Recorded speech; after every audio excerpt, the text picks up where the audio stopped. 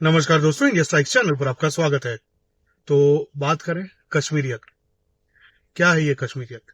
अब पिछले के एक दो वीडियोस में हमने ये बात कही थी कि अगर कश्मीर में टूरिज्म फिर से चालू करना है और टूरिज्म को अगर प्रमोट करना है तो हमने सरकार को भी ये रिक्वेस्ट की थी कि जिन भी हिंदू परिवारों को वहां से पलायन करवाया गया है उन हिंदू परिवारों को वापस वहां पर बसाया जाए। उसके बाद हम लोग टूरिज्म के ऊपर बात कर सकते हैं। अब ऐसा हमने क्यों कहा था?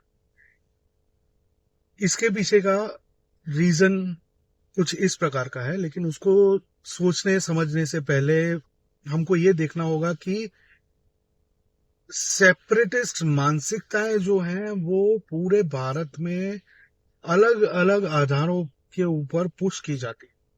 फॉर एग्जाम्पल, अगर आप साउथ में देख लीजिए तो लैंग्वेज को लेकर एक सेपरेटिस्ट विचारधारा को जन्म दिया जा रहा है।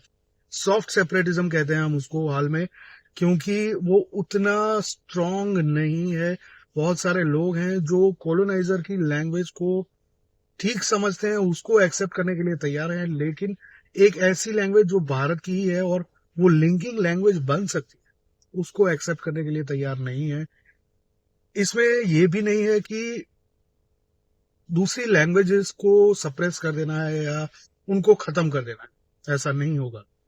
जब तक लोकल्स वो लैंग्वेजेस में बात करते रहेंगे, अपने बच्चों को उस लैंग्वेज में पढ़ाते रहेंगे, स्टोरीज कहते रहेंगे, तब तक वो लैंग्वेजेस आगे प्रोपोगेट करती जाएंगी। चाहे वो कर्नाटका ले लीजिए, चाहे वो तमिलनाडु ले लीजिए, चाहे वो गुजरात ले लीजिए, महाराष्ट्र ले लीजिए या कोई भी अन्य स्टेट ले लीजिए, सभी जगहों पर हिंदी भले ही सेकंड लैंग्वेज हो, लेकिन उससे प्राइमरी लैंग्वेज जो है, मदर टंग है, उसका वजूद खत्म नहीं हो सकता है जब तक उस लैंग्वेज को कॉन्स्टेंटली घरों में यूज नहीं किया जाता है, डे टू डे लाइफ में यूज नहीं किया जाता है।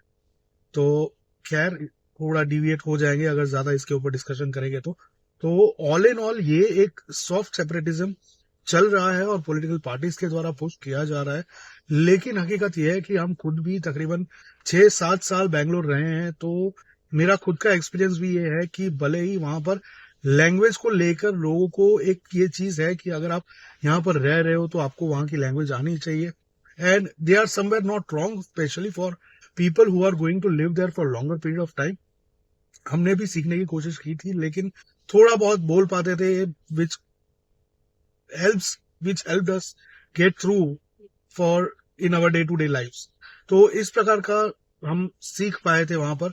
और साथ ही में बंगाली लैंग्वेज एक थी जिसको हम काफी आसानी से सीख गए थे, क्योंकि एक ग्रुप था बंगालीज का जिसके साथ मैं रहता था। वो मेरा पहला ग्रुप था जिसमें बंगालीज ज्यादा थे, तो वो लैंग्वेज में अभी भी काफी हद तक समझ पाता हूँ। बोलने में प्रैक्टिस थोड़ी कम हो गई है, लेकिन दैट कैन हैपन। वो वापस रिवाइव की जा सकती है, that is not a problem. तो ये एक लैंग्वेज के आधार पर एक सेपरेटिस्ट आइडियोलॉजी की हम लोग अलग हैं, इस प्रकार की आइडियोलॉजी को साउथ ऑफ इंडिया में, भारत के दक्षिणी भाग में इसको प्रोपोगेट करने की कोशिश की जा रही है। इसी प्रकार से अन्य जो स्टेट्स हैं वहां पर भी इस प्रकार के थोड़े बहुत प्रॉब्लम्स हैं। कुछ जगहों पर धर्म को लेकर है, कुछ जगहों पर कास्ट को लेकर है, कुछ जगहों पर सेम लैंग्वेज को लेकर है। तो उसी के चलते पूरे भारत में इस प्रकार की आइडियोलॉजी है और वैसी ही कश्मीर में भी है। लेकिन कश्मीर का केस अलग हो जाता है इस वजह से कि वहां पर जो एक तो पूरी डेमोग्राफी चेंज कर दी गई है, not once but multiple times. ये जो 1990 के दशक में एक्सोडस हुआ हिंदुओं का, उनको वहां से पलायन करवाया गया, तो उसके पहले भी तकरीबन 5 या 6 एक्सोडस हिंदुओं के और ऑलरेडी हो चुके हैं। तो हिंदुओं की संख्या, जो जनसंख्या है, वो काफी हद तक काफी ड्रास्टिकली गिरती गई कश्मीर में। और अल्टीमेटली डिवीजन के, भारत के विभाजन के बाद भी, 1947 के बाद भी ये जो सिलसिला था वो जारी रहा और अल्टीमेटली 1990s में उसने एक बहुत ही बड़ा स्वरूप ले लिया और बहुत ही बड़ी मात्रा में कश्मीर से हिंदुओं को पलायन करना पड़ा। अब वो क्यों हुआ, लोग किस तरह से इकट्ठा हुए, क्या वो सिर्फ पॉलिटिशियंस की वजह से था? सिर्फ जो हुर्रियत के जो लीडर्स थे और जो ऐसी ग्रुप्स थे, क्या वो सिर्फ उन्हीं की वजह से था? तो जी नहीं। एक तरफ पॉलिटिकल सपोर्ट था, ये जो सेपरेटिस्ट विचारधारा है उसको, साथ ही में दूसरी तरफ कुछ रेडिकल इंस्टीट्यूशंस हैं जो इंस्टीट्यूशंस पूरे भारत में है, जो लोगों को रेडिकलाइज करती हैं, वैसी कुछ रेडिकल इंस्टीट्यूशंस, कई रेडिकल इंस्टीट्यूशंस कश्मीर में भी है, जो वहां के पढ़े लिखे क्लास को भी रेडिकलाइज करती है और कॉन्स्टेंटली ये एक नैरेटिव पुश करती है। वहां पर काफी दशकों से, कई सारे दशकों से कॉन्स्टेंटली ये नैरेटिव पुश करती आई है कि कश्मीर भारत से अलग है। तभी अब रिसेंट में 2-3 वीडियोस ऐसे आए जहां पर एक कश्मीरी मुस्लिम जो दूसरे स्टेट में, भारत के दूसरे स्टेट में वर्क कर रहा है, उसको जब पूछा गया कि कहाँ से हो और क्या कर रहे हो, और ये जो पहलगाम में हुआ उसके बारे में आपका क्या कहना है, तो उसने स्पष्ट रूप से ये कहा कि हम तो दूसरे देश से आए हैं, यानी कि कश्मीर से आए हैं, हम दूसरे देश में हैं, तो हमको पता नहीं कि ये एग्जैक्टली क्या सिनेरियो वहां पर हुआ है, हम अभी दूसरे देश में हैं। इस प्रकार की बात, इस प्रकार का रिस्पॉन्स उन लोगों ने दिया है। तो ये एक पूरी आइडियोलॉजी क्रिएट की गई है, लोगों को ब्रेन वॉश किया गया है, एक बबल क्रिएट किया गया है और उसी बबल में उन लोगों को रखा गया है कई सारे दशकों से। If we just give you a random idea of how long that ideology is being pushed, तो शेख अब्दुल्ला के समय से, दैट इज अराउंड 1950-60s, तब से ये आइडियोलॉजी चली आ रही है। उसके बाद उसका लड़का आया, यानी कि हाल में ये जो उमर अब्दुल्ला है, उसका बाप यानी कि फारूक अब्दुल्ला, और उसके बाद ये थर्ड जनरेशन है जो कश्मीर में सीएम बनकर बैठी हुई है। तो 3 जनरेशन, एक जनरेशन के बीच में एवरेज 20 इयर्स का भी अगर गैप लें तो on an average 40 to 50 years minimum हो जाते हैं, जिस समय के दौरान ये पूरी सेपरेटिस्ट आइडियोलॉजी पुश की गई है। और उसी के बीच में कई सारे सेपरेटिस्ट ऑर्गेनाइजेशंस भी खड़े किए गए और भारत की जो सरकार है, सेंट्रल गवर्नमेंट जो थी, उन लोगों के द्वारा भी इनको पैम्पर किया गया। यासिन मलिक का केस लीजिए, या फिर वो गिलानी एक था, क्या नाम है उसका, अपना सैयद अहमद गिलानी और समथिंग लाइक दैट, तो वो गिलानी एक था, और ऐसे कई सारे सेपरेटिस्ट लीडर थे जिनको भारत की सरकार एंटरटेन करती थी, उनके साथ बैठती थी, वार्तालाप करती थी, और वो पाकिस्तानियों के साथ भी रिश्ते रखते थे। पाकिस्तानी के साथ इनफैक्ट यासिन मलिक की शादी हो रखी थी, जो कि आईएसआई ने खुद करवाई। तो ये जो सिनेरियो पूरा एक क्रिएट हुआ, वो अगर आप सोचें तो it is not only political, but वहां के रेडिकल इंस्टीट्यूशंस और ऐसे ग्रुप्स, मल्टीपल एस्टेब्लिशमेंट्स ने मिलकर वहां के लोगों के दिमाग में ये भूसा पड़ दिया कि उनकी जो टेरिटरी है, उनका जो टरेन है, उनका जो स्टेट है कश्मीर, वो भारत का हिस्सा नहीं है, वो एक अलग देश है। और काफी लंबे समय तक वहां पर 2 झंडे हुआ करते थे, एक भारत का और एक कश्मीर का। उसी प्रकार से 2 संविधान भी वहां पर चला करते थे, एक कश्मीर का और एक भारत का। उसी को 2019 में नरेंद्र मोदी जी ने 370 और 35A को एब्रोगेट करके हटाया है।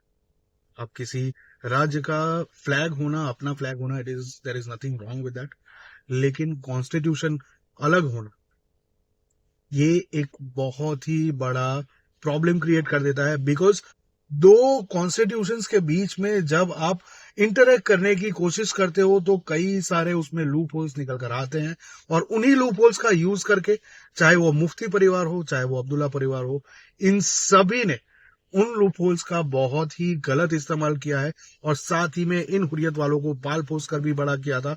अब उनको ये समझ में आ रहा है कि वो कहीं ना कहीं या तो गलत था या फिर हाल में उनकी फेवर में नहीं है। तो आज भी उमर अब्दुल्ला को अगर एक बार छोड़ भी दें साइड पर, तो फारूक अब्दुल्ला और महबूबा मुफ्ती, इल्तिजा मुफ्ती, उसकी जो लड़की है, व्हाटएवर हर नेम इज, उन लोगों की अगर आइडियोलॉजी देखें तो कहीं ना कहीं उनके ये जो पहलगाम हमले के ऊपर रिएक्शंस आए हैं वो काफी ही सुपरफिशियल लगते हैं। तो उसी के चलते हम लोग आज भी ये मानते हैं कि ये जो एक कश्मीरियत की बात की जा रही है, it is filled with hate, separatism and superiority complex. Kashmir सबसे अच्छी जगह है दुनिया में ये वो लोग मानते हैं। लेकिन क्या आप हिमाचल गए हैं? क्या आप नागालैंड गए? क्या आप अरुणाचल प्रदेश गए हैं? क्या आपने उन सब जगहों को देखा है? हम तो खुद शिमला होके आए हैं, सॉरी कुल्लू मनाली होके आए हैं, तो मेरा तो फर्स्ट हैंड एक्सपीरियंस है।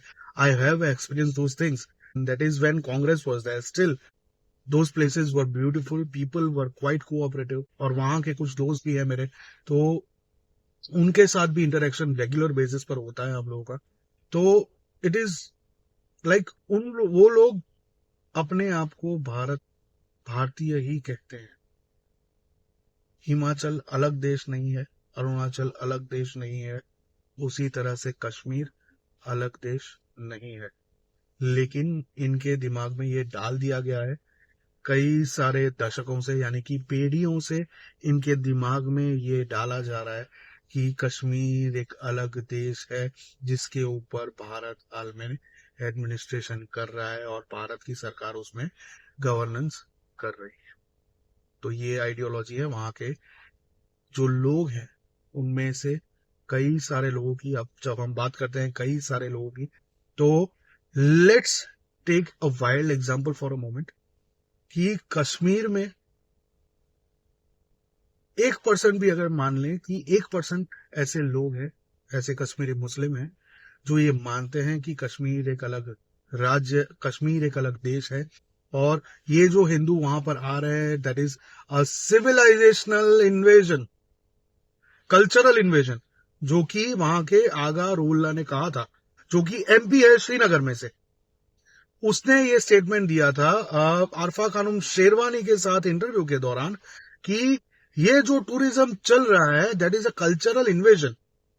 तो ये मानसिकता वाले, ऐसी मानसिकता वाले लोगों को जब वहां पर चुना जा रहा है, वहां के लोगों के द्वारा, वहां के लोगों ने ही वोट करके ऐसे लोगों को चुना है, तो उन लोगों को भी स्पष्ट होगा, क्लैरिटी होगी कि किस प्रकार के लोगों को वोट दिया जा रहा है, वो लोग क्या सोचते हैं, क्या उनकी आइडियोलॉजी, वो जो नेता है जिसको उन्होंने वोट दिया है मेजोरिटी में, क्या उसकी आइडियोलॉजी इन लोगों से, वहां के लोकल से मिलती जुलती है या नहीं।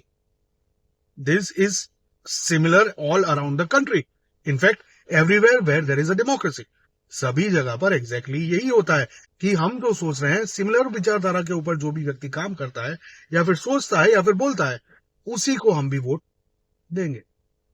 तो यहां पर आगारुल्ला को वोट दिया गया, उसको एमपी बनाया गया। राशिद इंजीनियर को वोट दिया गया, उसको भी एमपी बनाया गया, जो कि टेरर फंडिंग के मामले में जेल में था, ही इज अ क्रिमिनल। उसको इन लोगों ने वोट करके एमपी बना दिया। और ऐसे बहुत सारे लोग हैं। अगेन उमर अब्दुल्ला को थोड़ा बहुत लेवरेज दे रहे हैं because he is either playing very smartly और he understands that Bharat, integrated Bharat including Kashmir is the present and the future. तो कहीं ना कहीं उमर अब्दुल्ला को ये पता हो, वो उसी लाइन पर बात कर रहा हो, या फिर उसका सॉफ्टवेयर अपडेट किया गया हो, इस प्रकार का हमको दिखाई पड़ रहा है। तो इसीलिए यहाँ पर उमर अब्दुल्ला को कहीं ना कहीं हम लोग थोड़ा साइड पे रखते हैं, एग्जैक्टली उसको ब्लेम नहीं करते हैं।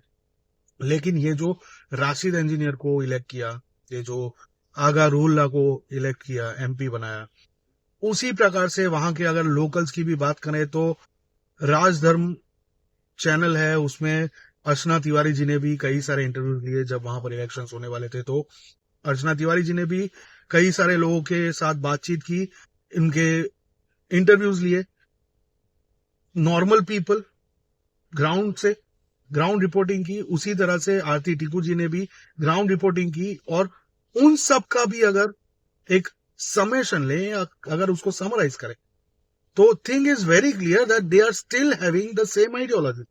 एटलीस्ट हाल में जो जनरेशन, एडल्ट जनरेशन है, उनकी तो आइडियोलॉजी वही है कि बुरहान वानी शहीद था, अफजल गुरु सही था, और ये जो लोग हैं, चाहे वो जुनेद हो जो कि हाल के पहलगाम आतंकी हमले में एक कश्मीरी जो कि आतंकी बन के वहां पर जिन्होंने हिंदुओं पर गोली चलाई, उनमें से एक था, वो सब लोग इन लोगों के लिए सही है।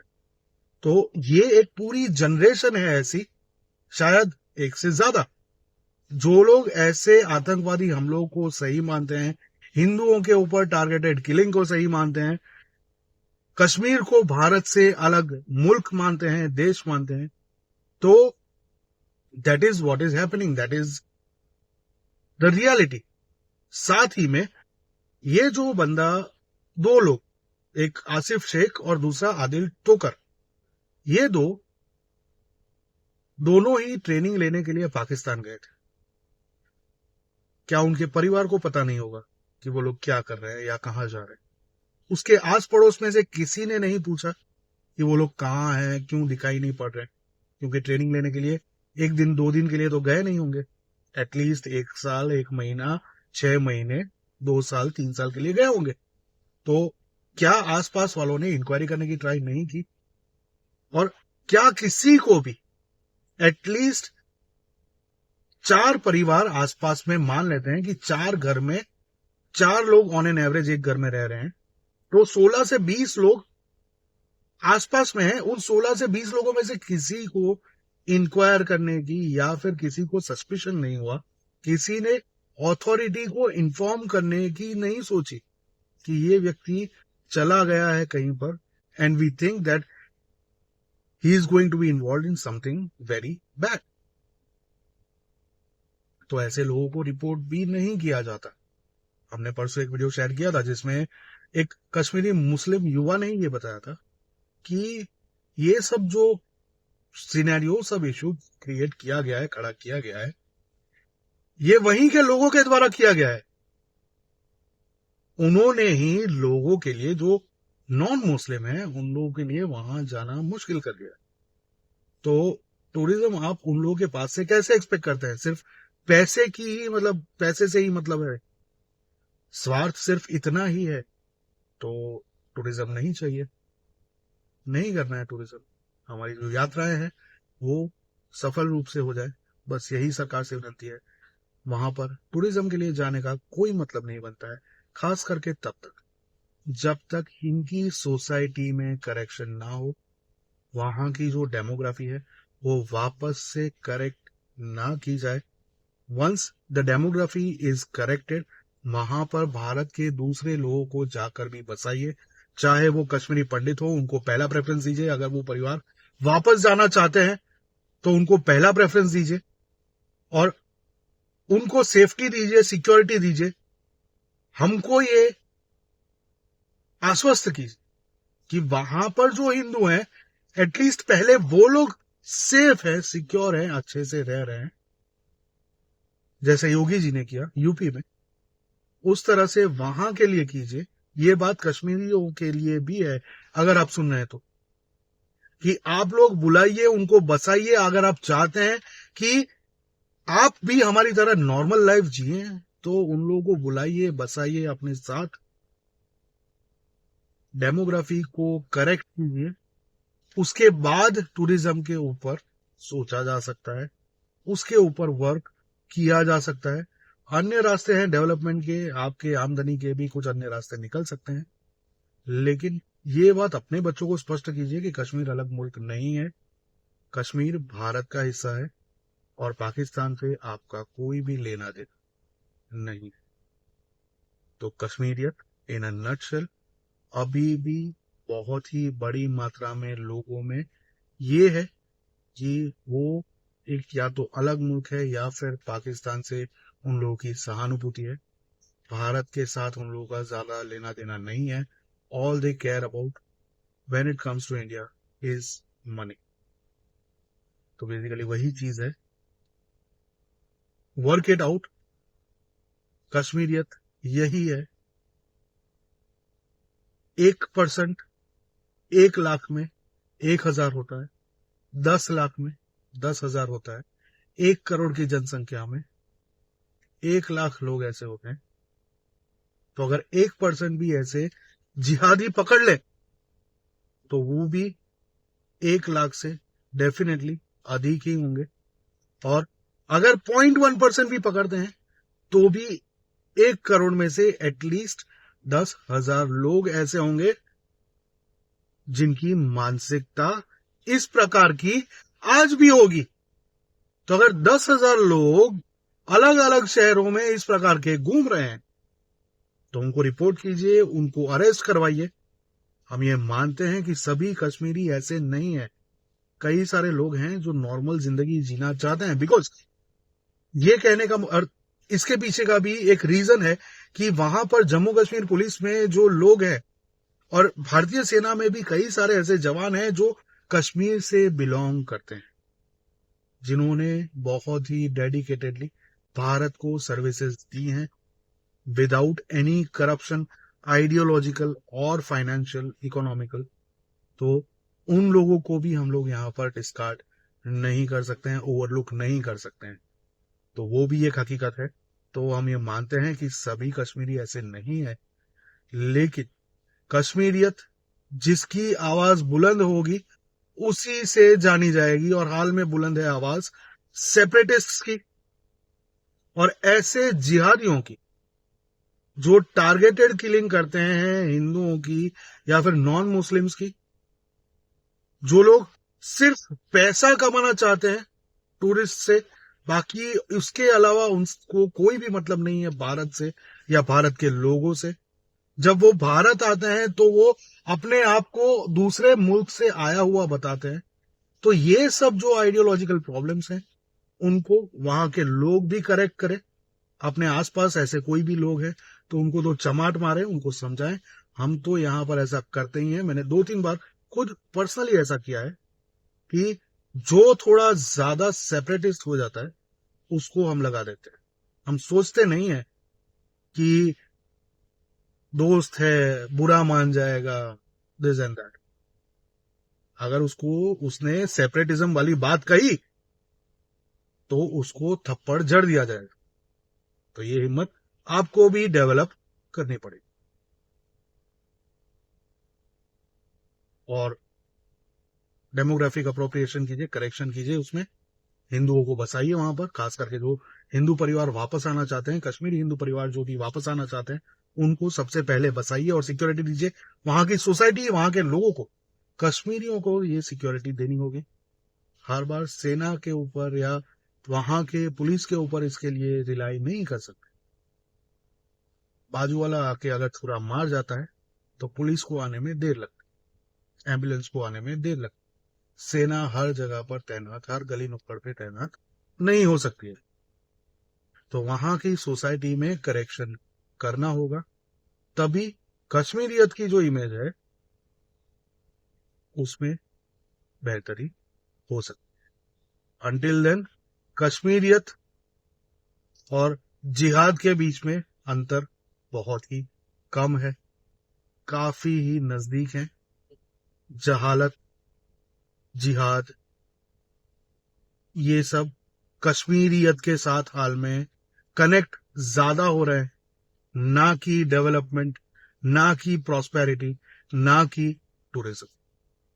सिर्फ नैरेटिव से ये बात नहीं बनेगी। और हम ये जानते हैं कि ये डेवलपमेंट होने में और ये करेक्शन होने में 10, 20, 30, 40 साल तक लग सकते हैं, क्योंकि एक पूरी सोसाइटी है जिसमें ये प्रॉब्लम है, उसको करेक्ट करना है तो टाइम लग सकता है। And we are fine with that. अगर आप करना चाहते हैं, सरकार से भी ये गुजारिश है कि पहले वहां की जो सोसाइटी है उसमें करेक्शन कीजिए, डेमोग्राफी करेक्शन कीजिए, वहां के लोगों को। और जो ऐसे लोग हैं सेपरेटिज्म के ऊपर, आपने ऑलरेडी क्रैकडाउन करने शुरू कर दिए हैं। जो भी ऐसे सेपरेटिस्ट ऑर्गेनाइजेशन थे, ग्रुप्स थे, उनके ऊपर क्रैकडाउन काफी लंबे समय से चल रहे हैं, जिसके लिए हम आपका साधुवाद करते हैं। लेकिन वहां पर दूसरे एस्टेब्लिशमेंट्स और पॉलिटिकल पार्टीज अभी भी है जो कश्मीर को अलग मुल्क बताती है। वो कश्मीरियों को भारत से, भारत के लोगों से अलग बताती है। कॉन्स्टिट्यूशन से उनकी आइडियोलॉजी अलग है, इस प्रकार का ब्रेन वॉशिंग करती है। तो ये पूरी जनरेशन्स तैयार हो रही हैं। तो इसको रोके, कैसे रोकना है उसके उपाय आपके पास उपस्थित है। तो सरकार से भी ये निवेदन है और वहां के लोगों से भी ये निवेदन है। ये है कश्मीरियत की हकीकत। पूरे भारत में लोग अब क्लियर होते जा रहे हैं कि कश्मीरियत क्या है। उसकी इमेज को अगर सुधारना है तो आपको वर्क करना पड़ेगा, सबको करना पड़ेगा। जहां पर हमारी जरूरत लगे बताइए, हम जरूर आपके साथ खड़े होंगे। आपको ये खबर कैसी लगी, ये हमारे साथ कमेंट में जरूर साझा करें। कश्मीरियत के बारे में और भी कुछ विचार हैं आपके तो वो भी हमें कमेंट में जरूर बताएं। वीडियो को लाइक करें, अगर आप भी हमारी तरह राष्ट्रवादी है तो चैनल को सब्सक्राइब करें, बेल आइकन दबाना ना भूलें।